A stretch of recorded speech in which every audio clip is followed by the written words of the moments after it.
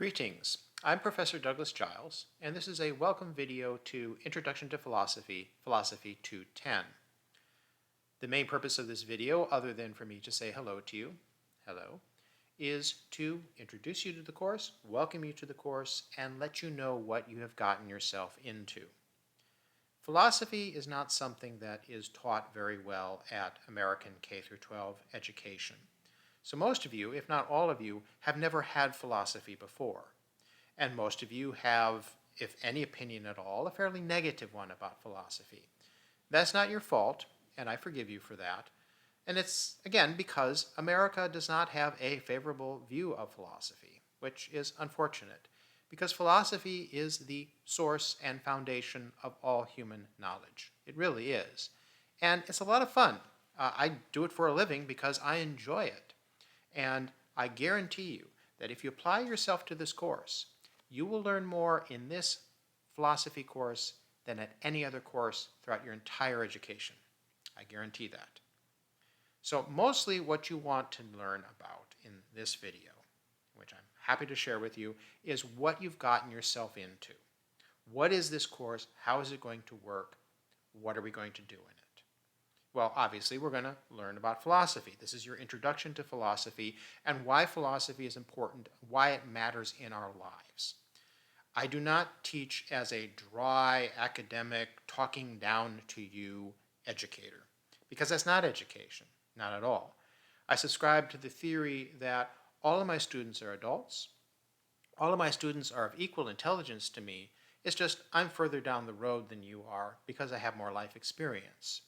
And the only difference between people in education as students is how much will they put into what they're doing with their education. So I assume that you are all intelligent, you are all mature, you are all responsible, and it's how much you put into the course that is going to make all the difference. So what is this course? What are we going to do? Well, as you should know, this is online. We have no meetings in person. I'm not available in person at all. I'll talk more about that in a bit here.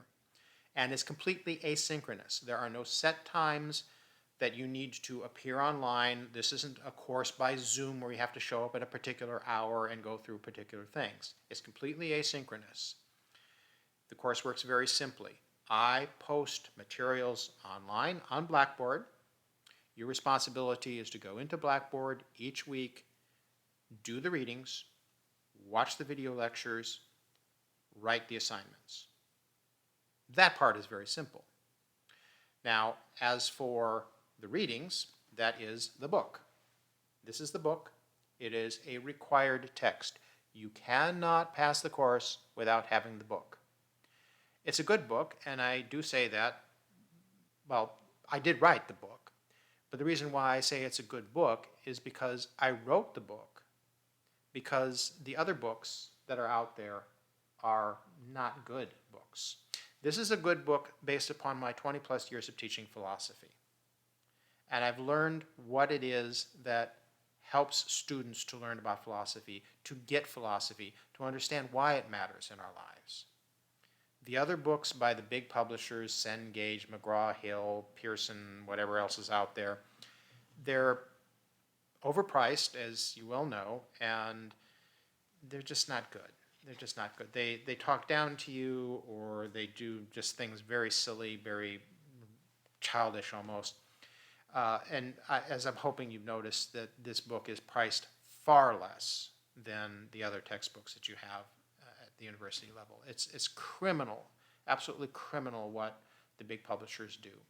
So I've tried to make this book accessible, readable, and affordable. But you do need the book. And the readings in the book are, well, hopefully well written and hopefully understandable. I've been teaching on the book now for 2 years now.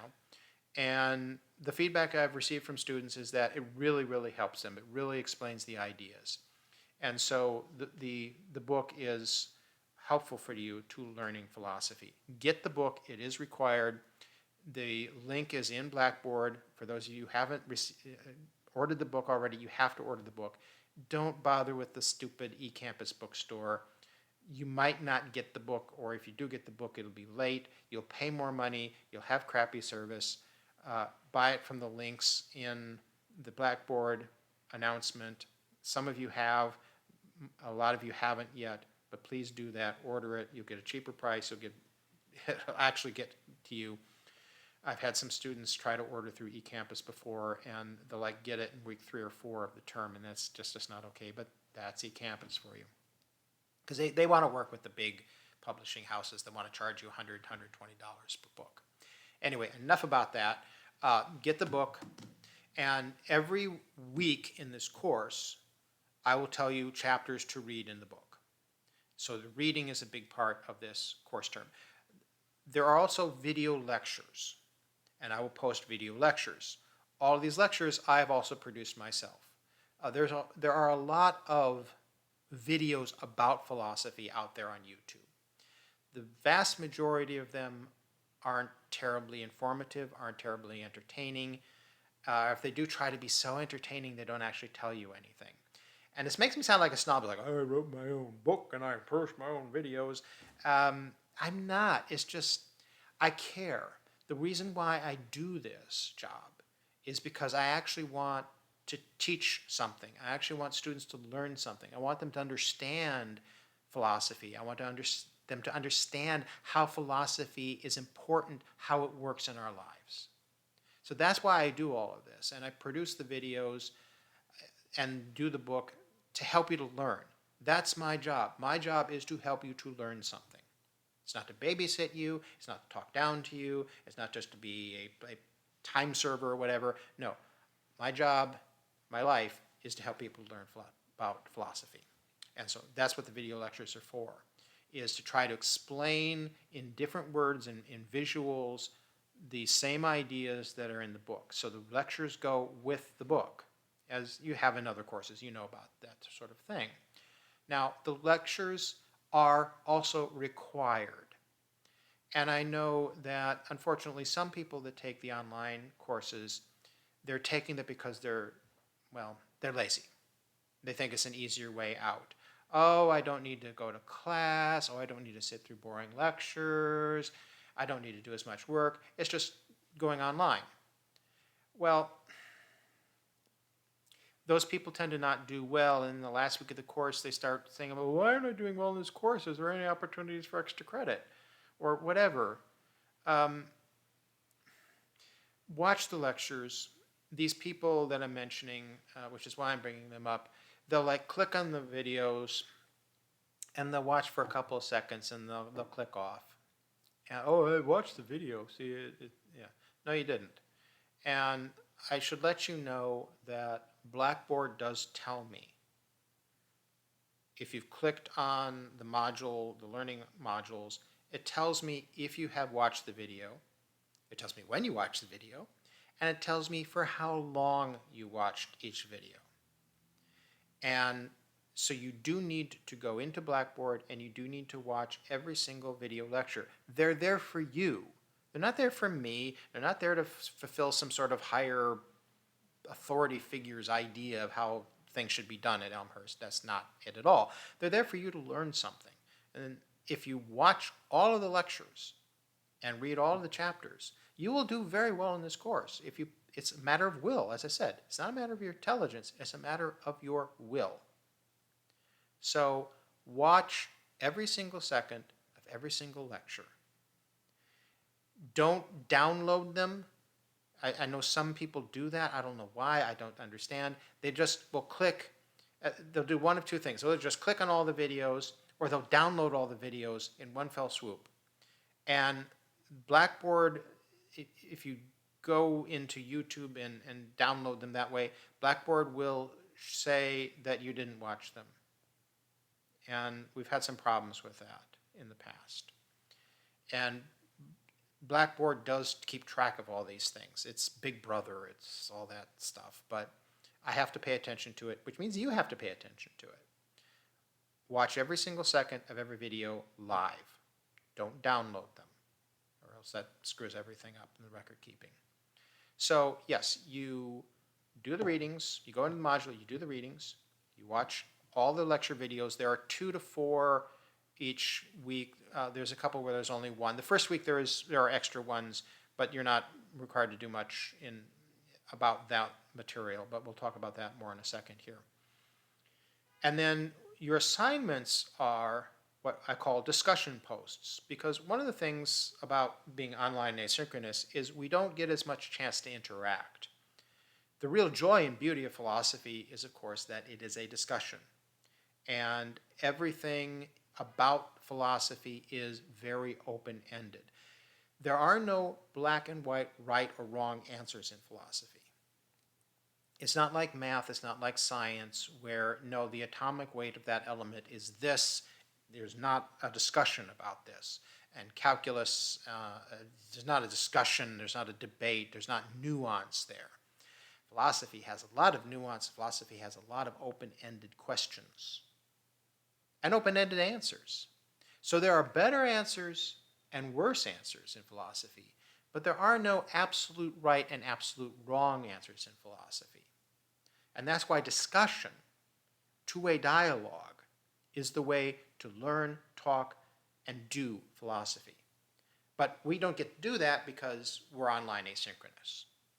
So to replace that, what I have instead are discussion posts. And I call them that because it is your opportunity to discuss your side, anyway, of the conversation that you are having with me, the professor, and with the philosophers. There are a lot of philosophers that you're going to be introduced to in this book. Like 60, 70 different philosophers in here. You don't need to memorize everything that they said. Don't worry about that. But it's a conversation. And this is the best course at university because it is the course where I, the professor, want to hear what you think. It's not like some other courses where all you need to do to pass is do the minimal amount of effort, just regurgitate back to the professor what he or she wants to hear, and you just go on with your life. Well, yes, I do want you to actually spend effort, but I actually want to hear from you, your ideas. So the discussion posts are, and I will stress this over and over again, not to summarize the material, not to just repeat back to me what you think you heard. I want your response, your ideas, your analysis. Takes some getting used to. And some students don't grasp that right off the box. That's fine. But when it clicks, when you start to really see and understand, oh, this is a conversation. Yes, it's like conversing with your friend. And if you're listening to your friend and your friend is saying, oh, I learned about this and blah, blah, blah, blah, blah, blah, you don't just go, well, yes, what I heard you say was blah, blah, blah, and blah, blah, blah. And your friend is going to look at you like, well, why did I even bother saying anything to you? And that'll be my attitude with you. If all you do is just repeat back and summarize what you read in the readings. I want to hear your ideas.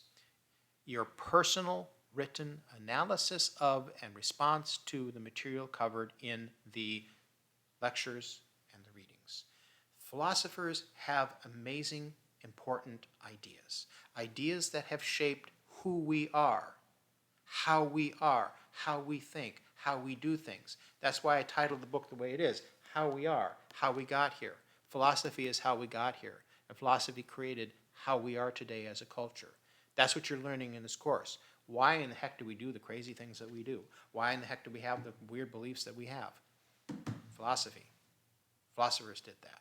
We can blame them a lot. So the assignment, again, not to say what you like or dislike. Do not tell me, oh, Plato said this, I liked it. That's a D or a C answer. Don't tell me, oh, I found that very interesting, or what I found most interesting this week, that's a C or a D answer. The assignment is to give your thoughtful discussion of the ideas raised by the philosophers. Respond with what you think. Delve into the details. Dive into this material. Engage with it. Engage with the ideas. What did you think when Plato said he hated democracy? What did that make you think? Does that make any sense to you? Would we benefit at all by applying those ideas? Now, I'm not going to ask you to actually respond to Plato because we're not doing many other more interesting things. And one of the differences in this course and to other Intro to Philosophy courses is that we focus much more, spend much more time on more recent philosophy, philosophies that have much more of an effect on how we are today. So engage with the material. Tell me what you think. That does mean that you have to say, I'm talking about this idea now. That's true. And it does mean, oh, well, John Stuart Mill, he meant this, but then, yes, say, and this is what I think about it. Here are the strengths and weaknesses of his argument. Again, if you're listening to your friend, you're having a conversation with your friend, you don't just repeat back to your friend what your friend said. You say what you think in response to what your friend said. Now, the discussion posts are almost the entirety of the assignments on which you are graded in this course. I would love it if we didn't have to do grades, but we have to do grades. We also have to do a final exam because the university insists that we do a final exam, so there's a final exam. But the majority of the work in this term at what you're being graded on are the discussion post assignments. Now, what I have done in the past is do a discussion post every week.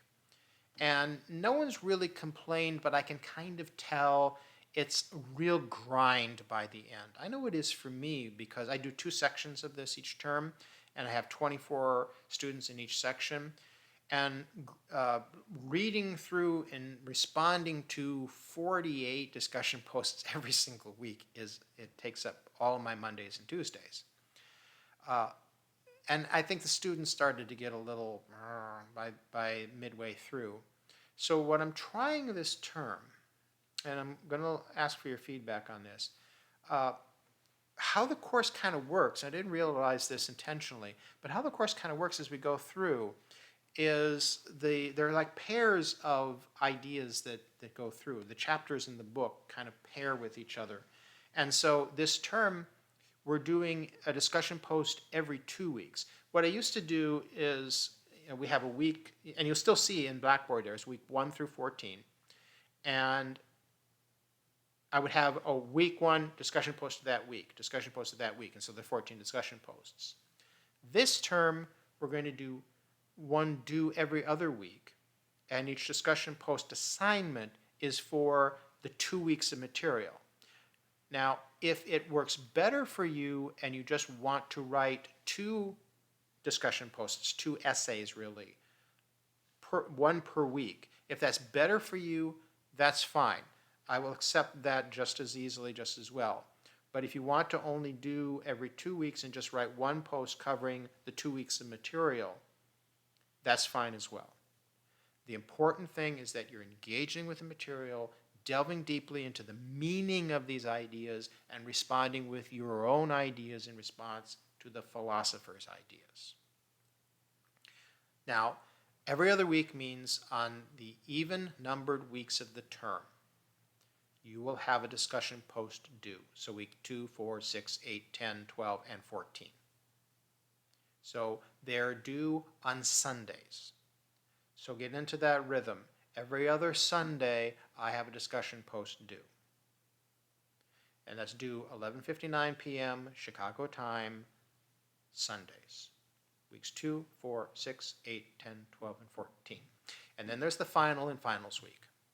And the final will be very similar to the discussion posts. Again, I'm asking you, engage with the philosopher's ideas, dive deeply into the meaning of the materials, and give your response. There'll be a different set of specific questions on the final because it's a final. It has to be questions, and you answer the questions.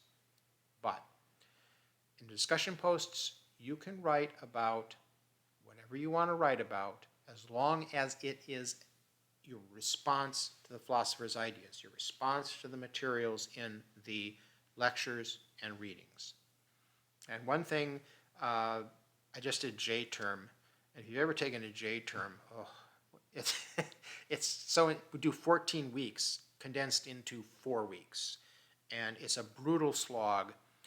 And so I kind of don't blame students for doing this, but a lot of them have taken to ignoring, just writing about one idea. And there's a temptation. We're all wanting to get done with things. We're all a little bit lazy at the heart of things. But when you are looking at the material in that 2-week block that you're doing a discussion post on, while you don't have to answer every single idea that is mentioned in those units, those weeks, you can't ignore whole chapters, whole sections. When we talk about process versus positivism, that's probably one of the weeks in the course. You can't just talk about positivism or just talk about process philosophy.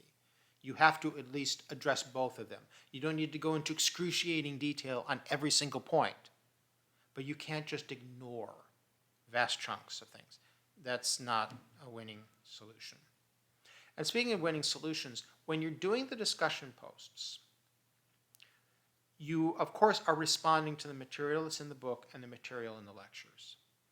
What I strongly urge you to do, and I've seen this as a successful strategy for students, these are the ones who get A's in the course and learn the most in the course, is you begin the block of time that you're writing the discussion posts early in that first week. You watch the videos, you watch the lectures, you do the readings. Then you come back to it later. Repetition is good learning practice. Watch the lectures multiple times. They're very important. They're there for a reason. They're not just there to take up space and take up time. They're there to help you understand the material. Watch the lectures twice. Watch the lectures 3 times. Some of my best students do that. They'll watch the lectures on Monday. They'll watch the lectures again on Thursday.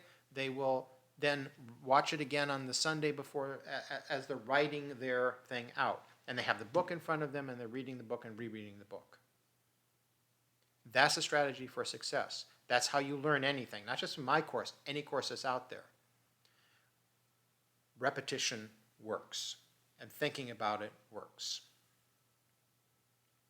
So the discussion posts, there will be, like I say, every other week, so there are 7 discussion posts. The discussion posts are worth 10 points each. So 10 times 7, there's 70 points available on the discussion posts. The final is also worth 10 points, and so far no one's complained in the university that, oh, you're supposed to do the final so much more points. The final will be just like a discussion post, except it has to be question and answer. And you'll do mini essays on that as well. So there'll be 80 points possible in the course, and standard grading you'll see in the syllabus there. And yes, I forgot to mention, yes, download the syllabus. Save a copy of that. That's our legal document about this. But you'll see on the third page of the syllabus, criteria for grading. And it's the standard thing that everyone uses at Elmhurst. That's what you have to get 90 for an A minus, 95 for an A, etc. I grade based on the seriousness of your engagement with the issues, the quality of your ideas. Again, there are no right or wrong answers, but there are better answers and worse answers. And a better answer is always fully engaging the ideas of the philosophers and giving your own analysis and response. If all you do is give me a summary of this is what you read and this is what you saw, that's a C or a D. If you go into a long, in-depth analysis and response, that's an A. We'll figure this out as we go. I give you feedback, and when you write your discussion post, you go into discussion and you'll see, the week 2, this is the discussion thread. You'll create a post, you'll write your long thing. You don't upload a document, write in the Blackboard. Everything takes place in Blackboard. Don't ever go outside Blackboard other than reading the book. And I will respond, I will reply to your discussion post. If you put questions in there, I answer your questions. If you have a very interesting idea or expressing some doubt or concern about something, I respond to that. And of course I tell you, here's how you can improve. Here's what you're doing well, here's what you're doing poorly. It's a reply to your discussion post. And every term, at least 1 or 2 students will feign ignorance of this, and they don't understand. What do you mean you replied? Where's my feedback? Well, I'm giving you feedback. I'm replying to you. Now, I don't know what Blackboard does, and I've asked this of students, and some people say, oh yeah, I get notifications that someone replied to my discussion post, and other people swear, oh, I never got any notification. So I don't know if you get notifications or not, but in any event, I will give you feedback. I'm very good at giving feedback to people. Because again, I'm here to help you learn. And that's what I'm trying to do. And so I'm in dialogue with you. I'm conversing with you about your ideas. So every other week, look for that. I will reply to your discussion posts. And of course, you don't leave it to the last minute. That's just good advice again, across the board, anything in life. Don't leave it for last minute. It's amazing how many students will be submitting their discussion posts at 10 minutes to midnight on the deadline. And it feels rushed and it looks rushed and it's not terribly good. That doesn't mean that maybe you've spent 2 full weeks working on this and you're just submitting it in the last 10 minutes. That's fine. But I can tell. I can tell. But also don't rush to get it over with. And just spend a couple of minutes on it and just write something, and that looks rushed and poor quality as well. Spend the time wisely. Don't leave it to the last minute. Submit it when you're ready, and I will give you feedback and tell you how to improve. It's a dialogue, it's a conversation. And again, you're graded on the quality of your engagement with the issues. If you have any questions at all, any concerns at all, send me an email. I always have an electronic device with me. I'm either at my computer where I live, or if I'm out in the world, I have my tablet with me. And I respond to emails. One point to be made about the email thing and when I respond to emails is, do understand this. It's never been an issue, but I've taught at Elmhurst since 2007, except for a short period when I went to England to earn my PhD. And since 2018, I have taught the online courses at the Elmhurst Philosophy Department. And I don't live in the Chicago area. I don't even live in the United States. I live in Prague, Czech Republic, in Europe. It's wonderful here. It's a beautiful sunny day. It's warmer than in Chicago. And I just love it here, and I'm the luckiest man in the world that I get to live with my wonderful spouse in a wonderful, huge apartment for less money than I could possibly do in the Chicago area, and have this wonderful life, and I still get to teach philosophy at Elmhurst University. And of all the things, because I can live anywhere in the world, I choose to live in Prague, I can teach anywhere in the world, and I choose to teach at Elmhurst University. And I'm a very lucky man. But that does mean for you, why do you care? You don't, except do understand that if you send me an email at 7 p.m. Chicago time, I'm 7 hours ahead. I'm asleep at 2 a.m. most nights in Prague, which means I won't get back to you until the next morning, your time. And if you do see me sending an email to you at 4 a.m. or 5 a.m. Chicago time, it doesn't mean I'm an early riser, because I'm so not an early riser. It just means I'm in Prague, and I'm writing to you in late morning, early afternoon Prague time. So we can't meet in person. and there's a bit of a lag on some emails. But of course, if you write to me at 3 in the afternoon Chicago time, I'm still awake and I'll respond to you as soon as I see the message. But I'm very good at responding to emails. I respond to them as quickly as I can. So if you have any questions, email me. That's the only way of having conversations with me. I'm very good at responding to emails. But I can't read your mind. I don't know what's going on. But if you tell me, we'll be good. Philosophy itself. I just want to say a few more words about philosophy and the importance of philosophy. As I've mentioned a couple of times, now philosophy is different than any other subject that you will take at university.